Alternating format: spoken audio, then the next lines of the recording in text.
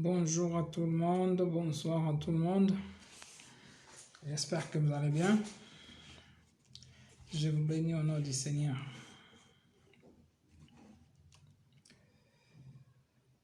Alléluia. Bon, soyez les bienvenus dans ces moments. Aujourd'hui, c'est vraiment un cri de cœur, quoi. Vraiment un cri de cœur qui vraiment je voudrais partager avec vous.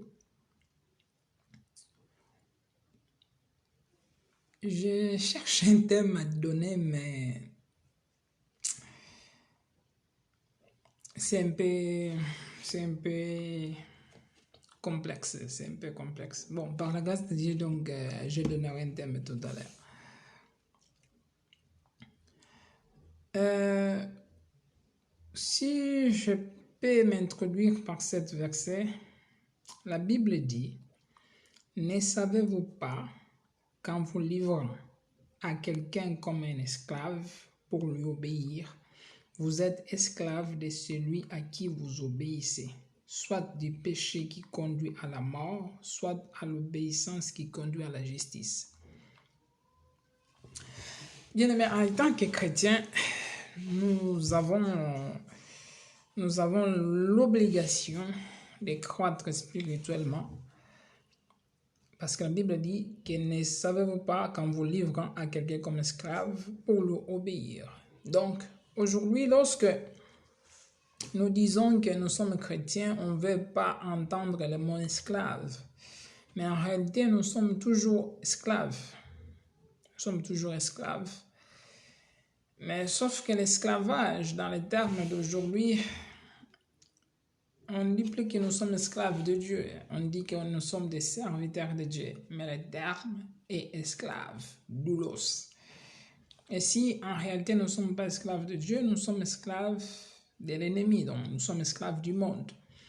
Parce que la Bible dit, quand vous livrez à quelqu'un, en fait, aux choses que vous vous livrez, en fait, c'est la chose qui a plus de pouvoir sur vous.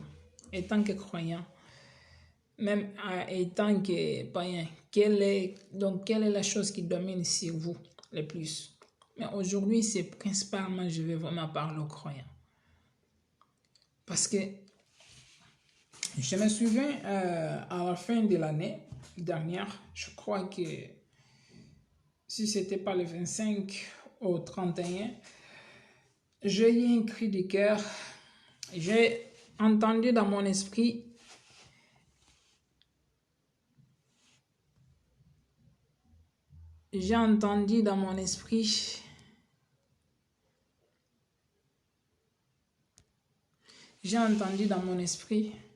que vous me mélangez trop.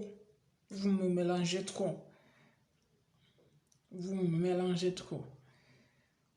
On mélange quoi? On mélange Dieu avec les coutumes du monde, Dieu avec tout. Dimanche, nous partons à l'église. Le lundi, nous revenons à vivre comme des choses normales. Un chrétien qui part à l'église, ça fait 5 ans qu'il est chrétien, mais il n'y a aucun changement. Et lorsqu'il sort, il met le décolleté pour les jeunes filles. Il s'habille comme un païenne. Donc, voilà. Il n'y a aucune ressemblance entre ceux qui croient en Dieu et ceux qui ne croient pas. En sachant que nous sommes des ambassadeurs de Dieu. En sachant réellement nous sommes des ambassadeurs et des ambassadrices de Dieu. Donc nous représentons Dieu. Notre façon de parler représente Dieu. Notre façon de s'habiller représente Dieu. Notre façon de faire représente Dieu. Car Dieu, en réalité, Dieu est amour. Mais notre façon d'être aussi. Nous avons beaucoup tendance à dire que Dieu regarde au cœur, donc Dieu ne regarde pas aux vêtements. C'est vrai, Dieu ne regarde pas aux vêtements, mais les hommes regardent aux vêtements. Tu vas venir me parler de Dieu. Est-ce que le Dieu qui est en train de venir me parler, est-ce qu'il t'a déjà réussi à changer toi-même? Si Dieu ne t'a pas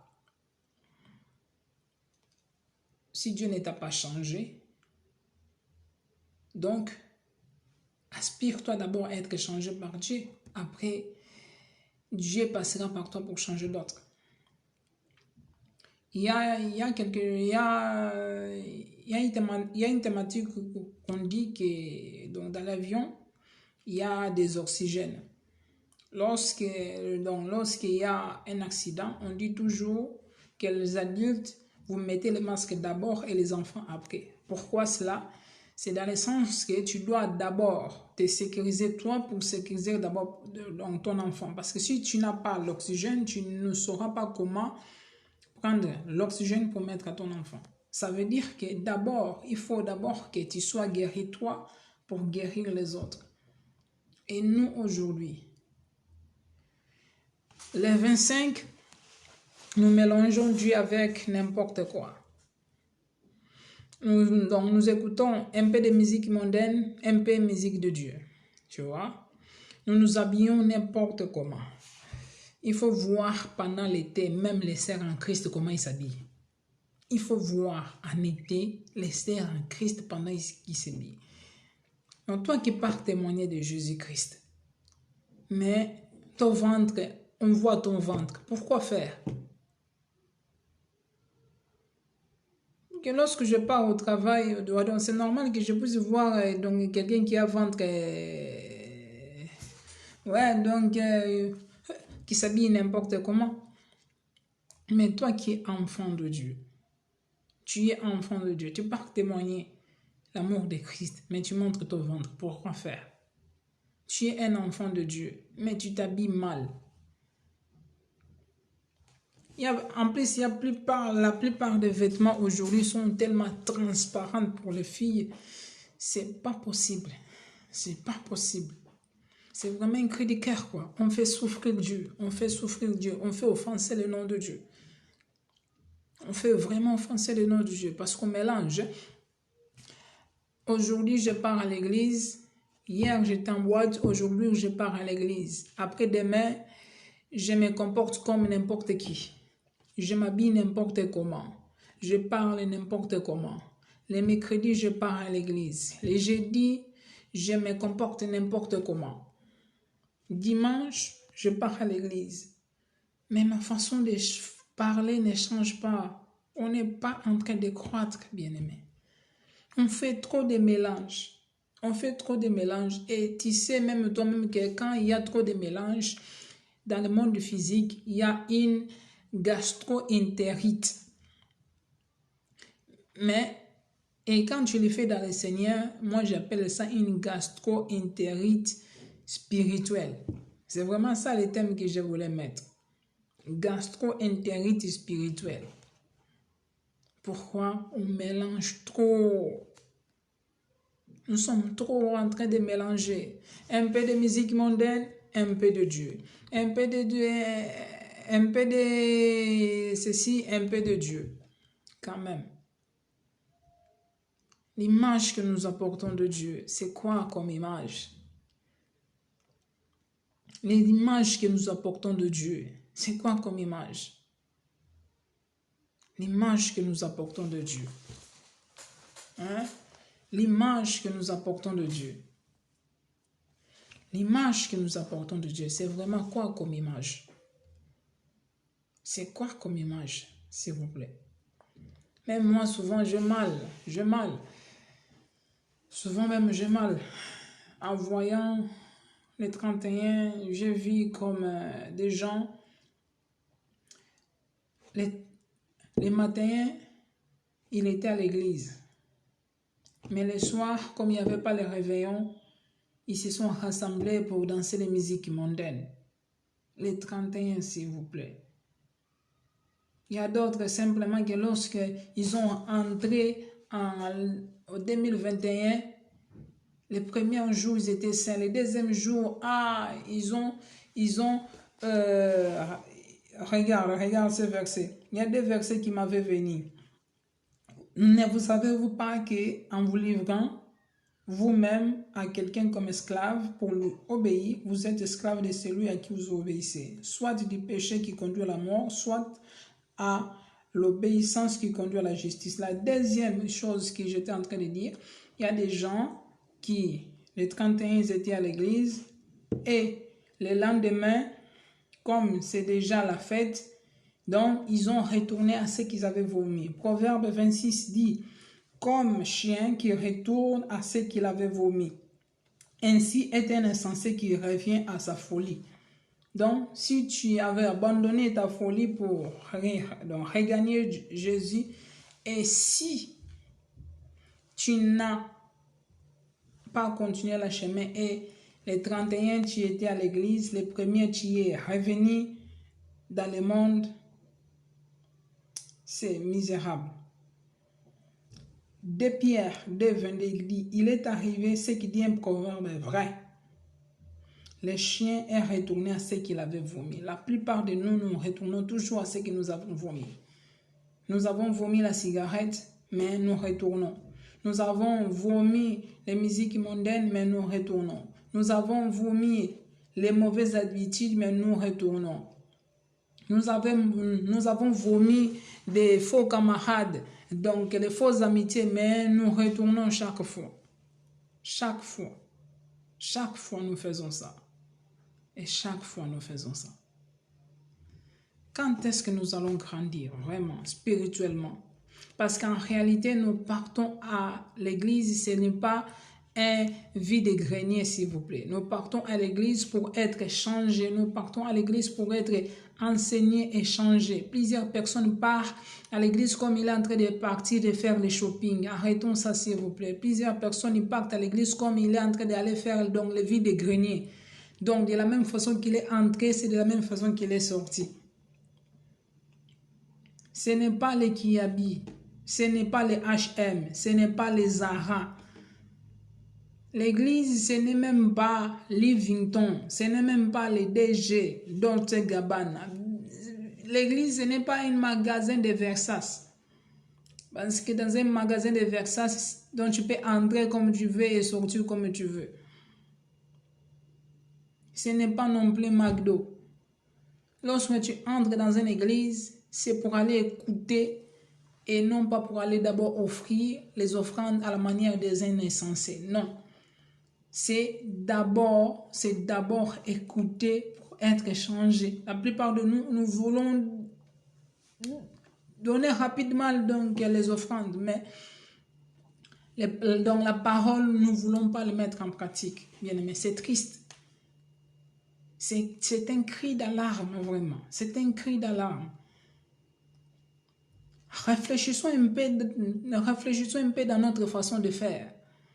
Tu vois une chrétienne qui part à prier, mais le lundi, il s'est bien habillé, mais ici, là, c'est tout ouvert. La poitrine, c'est tout ouvert. Alors, pourquoi faire? Une chrétienne, tu pries aussi, mais tu t'habilles bien, mais ici, il est tout ouvert. Donc, toute la poitrine dehors. S'il vous plaît, respectons-nous les uns les autres, quand même. Quand même. Hein? Nos sœurs qui s'habillent mal, nos frères qui s'habillent, nous habillons presque pareil, donc même si l'église est un hôpital, nous recevons toutes sortes de personnes. C'est vrai, nous recevons toutes sortes de personnes. Car Jésus est venu pour guérir tous ceux qui ont les cœurs brisés. Oui. Mais est-ce que acceptes-tu réellement d'être guidé? Acceptes-tu réellement d'être transformé? C'est ça. Arrêtons de faire ça, s'il vous plaît. Arrêtons de faire ça parce que ce n'est vraiment pas plaisant du tout. Ce n'est vraiment pas plaisant du tout. Moi, je suis un membre du corps. Je ne suis pas un juge. Et je ne suis même pas intentionné d'être un juge. Parce qu'un seul est juge. Mais je suis comme le membre du corps en train de dire ce que nous faisons, ce n'est pas bien. ce que nous faisons, ce n'est pas bien du tout. Tu viens à l'église d'une façon mal habillée, on ne peut rien te dire. Mais pourquoi ça? Nous venons à l'église pour changer. Ça fait 3 ans que tu es chrétienne, mais ta façon de parler ne change pas. Ta façon de parler ne change pas. S'il vous plaît, les amis, notre façon de parler doit changer. Je me souviens que les disciples les ont reconnus. Les disciples les ont reconnus parce que ils ont parlé le même langage que Jésus. Donc les gens, ils ont dit, regarde, ils font la même chose que leur maître. Ils font la même chose que leur maître. Ils parlent la même façon que leur maître parlait. Mais est-ce que nous, aujourd'hui, nous parlons de la même façon que notre maître a parlé? Aujourd'hui, est-ce que nous parlons de la même façon que notre maître parle? Non, la plupart du temps, non. Nous sommes plus assoiffés par les bénédictions. Nous sommes plus assoiffés par ce que Dieu peut donner. En réalité, nous ne sommes pas assoiffés sur ce que Dieu est. Nous sommes attachés sur ce que Dieu donne. En réalité, ce que Dieu donne passe, mais ce que Dieu est reste. Cherche d'abord ce que Dieu est et tu auras ce que Dieu donne. Mais si tu t'attaches à ce que Dieu donne, tu n'auras pas ce que Dieu est. Parce que ce monde, nous voyons, il part en cacahuète. Le monde, il part en cacahuète. Maintenant, toi et moi, réfléchissons juste un peu. Réfléchissons juste un peu, toi et moi. Si nous réfléchissons juste un peu, notre façon de faire. Nous partons à l'église pour montrer les vêtements. Nous partons à l'église pour montrer les sacs. Nous partons à l'église pour montrer les cheveux. Nous partons à l'église pour aller vendre des choses. Nous partons à l'église. L'église est devenue comme un supermarché, quoi. Un supermarché spirituel. Donc, il n'est plus un endroit où qu'on peut être édifié, restauré, renouvelé. Les gens partent avec l'esprit shopping dans leur tête. Les gens, ils sont en train de partir avec un esprit shopping. Après nos prédications actuelles, nous voulons plus les prédications de bénédiction. Non, bien-aimés, arrêtons cela. Cherche une prédication de repentance. Repentez-vous, car le royaume de Dieu est proche. Repentez-vous sincèrement. Si tu as donné ta vie à Christ et tu t'es éloigné, reconnecte-toi. Si tu n'as pas encore donné ta vie au Seigneur, il est temps de donner ta vie au Seigneur. Il est temps de donner ta vie, car Dieu a besoin de ta vie. Car Dieu t'aime, il a tant aimé le monde qu'il a donné son Fils unique, afin que quiconque croit en lui ne périsse point, mais qu'il y ait la vie éternelle. Comment pouvons-nous donner notre vie au Seigneur? C'est en faisant la prière du salut. Si tu es convaincu que tu veux donner ta vie au Seigneur, fais cette prière avec moi. Seigneur Jésus, je te suis reconnaissant pour l'amour manifesté à la croix. Merci parce que tu es mort à la croix pour me sauver. Ton sang a été déversé à la croix pour me laver, me purifier, me justifier. Seigneur, je reconnais que je suis pécheur. Je reconnais que par ta mort et par ta résurrection, Seigneur, que je serai un enfant de Dieu. Je te reçois aujourd'hui comme mon Seigneur et mon Sauveur. Et je prie que le sang de l'agneau me lave, me purifie et me justifie. Je te reçois comme mon Seigneur et mon Sauveur. Que le Saint-Esprit me guide, me conduit et m'amène dans le chemin de la gloire. Récris mon histoire, change ma vie, instruis-moi dans le nom de Jésus-Christ de Nazareth. J'ai ainsi prié avec action de grâce. Amen. Bien-aimé, je t'en supplie. Par cette courte petite exhortation, réfléchis un peu. L'église n'est pas un endroit où on peut faire tout ce qu'on veut. C'est un endroit saint, car l'église, d'abord, c'est toi et moi. C'est là lorsque nous nous associons. C'est lorsque nous nous associons, c'est que nous formons un ensemble. Et cet ensemble est pour bénir. Et veillons à nos paroles, s'il vous plaît. Que Dieu vous bénisse. À très bientôt. C'était votre serviteur, Manzambi. Ciao.